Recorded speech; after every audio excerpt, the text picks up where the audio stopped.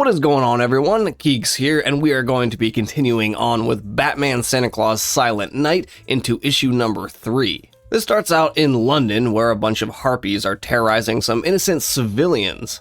Batman has asked Hawkgirl and Green Lantern Joe to take on some harpies, but just as they're being overwhelmed, Wonder Woman crashes down on one of the harpies and breaks their formation. She uses her lasso of truth to rope the leader harpy and asks, like, what the heck are you doing here? Why are you attacking all these innocent people? The harpies say that they were freed, but as part of their deal to be free, they were sworn to attack all the innocent civilians. Wonder Woman's like, you know, whatever, forget that deal, it doesn't matter, I'll find you a new home somewhere else, but for now, like, who freed you? And the harpies, of course, reply, the Krampus. Meanwhile, Batman has organized a meetup and also called Blue Beetle in. Batman, of course, didn't tell Blue Beetle who they're there to meet, and a portal starts to open, and everyone's like, oh crap, what the heck is that? Because some eerie-looking figure walks through it, when, of course, Damian Wayne just immediately tries to go to violence and kick the dude, but Batman just, like, holds up an arm to block all of Damian's attacks. It's like an adult watching a toddler try to fight them. But anyway, an elf actually walks through, and he's actually a bit taller than you might expect an elf to be, and he says his name is Peppermint Jon. He says his kind are called the Hundelfolk, but saying elves is a lot easier. He says that their people couldn't return to their own lands, so Claus was able to give them a safe home in his secret valley in, obviously, the North Pole. And of course they are very fine woodworkers, so they repay him with fine craft work, for a select portion of the year, of course. He lets them know that Krampus has released another wild, crazy beast that was once trapped away by Claus, and that they have to go fight it. And oh, by the way, it's also a ginormous sea serpent. The team walks through the portal and goes to Norway, where we see a ginormous serpent, like just absolutely massive, fighting Santa, who is of course riding Prancer. Santa tells Prancer that they have to lead the serpent away and get it away from the village. But Superman flies over and just punches the thing as hard as he can in the face, which gives Santa a bit of a chuckle.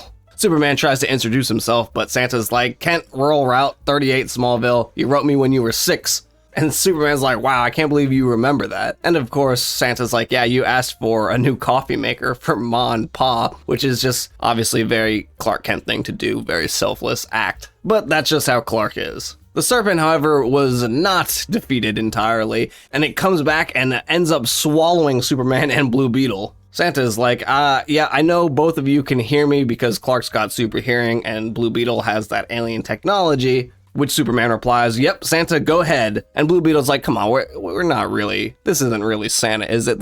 There's no way. I mean, come on. But Santa just ignores that and says, you're in a perfect place to actually move the serpent without fighting back. So Superman and Blue Beetle literally just fly up inside the belly of the serpent, raising it into the air and flying it into a much safer direction in a much more remote place. Peppermint Jon says, don't worry, we can actually beat them to where they're going because I can just open a portal here. Damian asks, like, are there more people like you? And Peppermint Jon, of course, is like, yeah, there's a bunch of us. Claus needed a lot of extra help because after Krampus was lost, he fully devoted himself into Christmas. But as soon as they walk through the portal, Krampus is standing on the other side, completely engulfed in flames, spouting some nonsense about how today he's gonna free everyone, all of the lost souls that were damned by Claus. Without hesitating, Batman just rushes in to take him down. Krampus is saying like, how these mortal people, they can't take me on, I'm of the gods. Of course, I'm not a god, I'm under the gods, but I am of the gods, which is still above you, mortals. Of course, just as he finishes that line, Batman just kicks him in the face.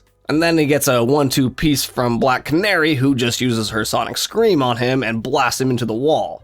Santa flies up and says, stop, Krampus, don't hurt anyone else. Superman's able to open the mouth of the serpent, and he's like, is this the man we're tracking? Is this your enemy? And Santa's like, yeah, I mean, it is, but it doesn't really make any sense because this wasn't really his nature at all. Superman's like, don't worry about it. I'll go grab him. We'll bring him back. We can talk about this. And Santa's like, well, you know, just be careful because something seems kind of wrong here. Superman is able to easily just grab Krampus when Santa runs over and says, holy crap, he was actually trying to open the glacier. Like, Krampus, you know what that would do. Santa says that when he couldn't find Krampus in the wild space, he stopped actually using that realm for the dangerous creatures.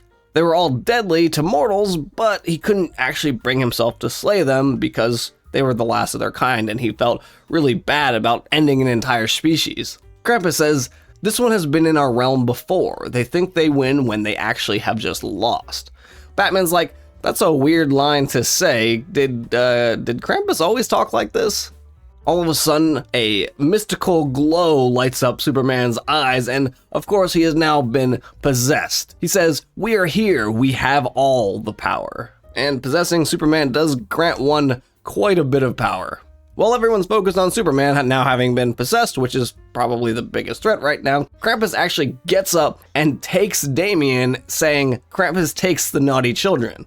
He opens a portal and jumps through, taking Damian with him. Possessed Superman then smashes his fist into the wall, breaking it in two, crumbling the thing. Santa yells for everyone to get back. Possessed Superman says, "Your day of reckoning is here, Klaus. The monster kind are loose once more." And then we see these just absolutely gigantic giants, I guess, who definitely look like they could do some damage. I mean, two of them are probably like 100 feet tall, and they got a glowing green wolf, an orc, two smaller tiny giants, and at least a couple undead, and it looks like there's also a bunch more monsters behind them. So this might be a tough one for the Justice League minus Superman plus Santa.